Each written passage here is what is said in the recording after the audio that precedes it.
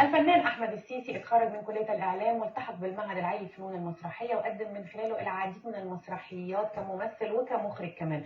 بدأ مشواره من خلال مسلسل الصفعة مع المخرج الكبير مجدي أبو عميرة في 2012 ليشارك بعدها في مسلسلات الشك وسيرة الحب، كما شارك في 2015 في مسلسل مولانا العاشق مع الفنان مصطفى شعبان.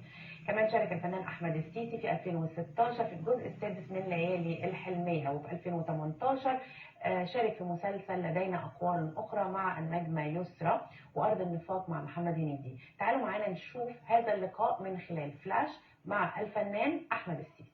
اللي بينادي صاحبه يعني حاجة كده أنا ما أقدرش أعبرها أو أقول لك ليها خطوات معينة، بس هو الفن بينادي صاحبه يعني.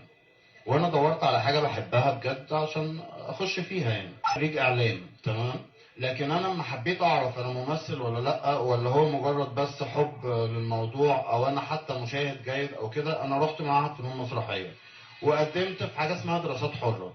بالظبط قدام الدكاتره وقدام دكتور اشرف زكي وكده، اللي هو اتاكدت بس ان انا موهوب او شاطر، فده فادني جدا ان انا اكمل او لا. فاي حد طبعا عايز يمثل او بنصحه ان هو يتقدم في معهد فنون مسرحيه. انا ما خدتش ورش تمثيل قبل كده.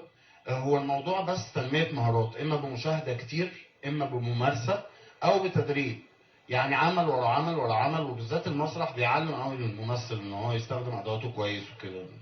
هو في الاول وفي الاخر انا ما اقدرش اقول سبوبه، لان اي حد خام خالص محتاج يتدرب ومحتاج يسمع ومحتاج يعمل مشهد واثنين وثلاثه ومونولوج ويعرف ازاي يشتغل دراما وازاي يشتغل كوميدي وازاي يبقى عايش بين السطور. التمثيل هو بين السطر، بس انا بعرف المطلوب بالظبط ايه، الشخصيه دي ايه، عاشت ازاي، ابعادها ايه، خبراتها ايه، عندها مشاكل ولا لا، ازاي تقدر تتصرف في الحياه زي الناس. كلنا بنختلف في بصماتنا بالظبط، اي شخصيه الممثل بيعملها بتختلف عن الشخصيه التانيه. هو انا بالنسبه لي انا مش هتكلم عن الوسط الفني او الشلاليه او الكلام ده، لان انا بعتبر ان المشكله دي ممكن حد يحصرها ان ده مشكله فن او مشكله لكن هو في الحقيقه اي مجال في الدنيا واي كارير في الدنيا بيبقى فيه الحاجات دي.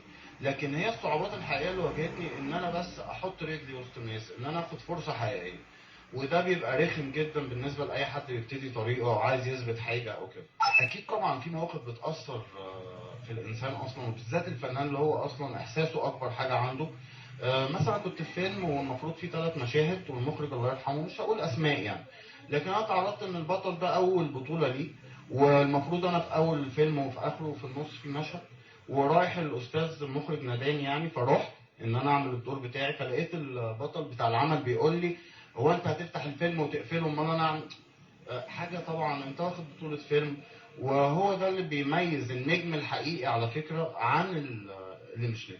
وهو ده اللي بيدي الاستمراريه لاي نجم، ان هو يفضل مكمل، ان هو بيبقى عايز كل اللي حواليه ينوروه، وبيبقى عارف انها منظومه، ونجاحه ده بيستمر بناء على تصرفاته وبناء على اللي جواه وبناء على موهبته كده. ولقاء خاص بالفنان الشاب أحمد السيسي.